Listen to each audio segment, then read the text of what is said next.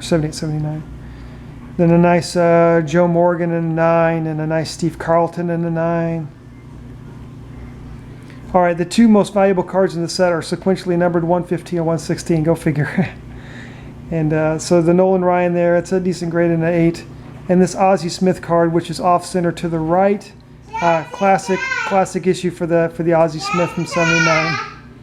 So if you get that in an 8, you're looking at, you know, probably around $80 to $100 maybe, depending on how nice it is.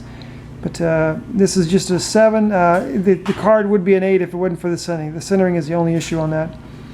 And then another Rose record breaker and Willie McCovey. And another nice Rod Carew in an 8. And then a Nolan Ryan. This little subset does the all-time record holders for the season and a career. And this is obviously before Nolan Ryan would eventually become the all-time record holder for strikeouts, passing Walter Johnson, I believe, in 1983. And then another nice Mike Schmidt. And then a nice Eddie Murray. This card especially is undervalued, I think. He was a great Hall of Fame hitter, 500 homer club. His second card here. It's a nice looking card.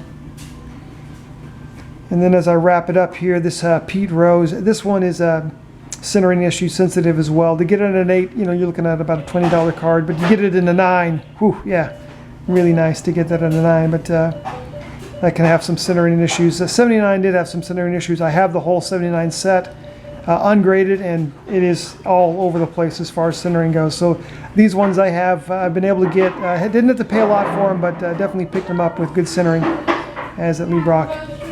All right, so that is it for my 1970 cards showing 78 and 79.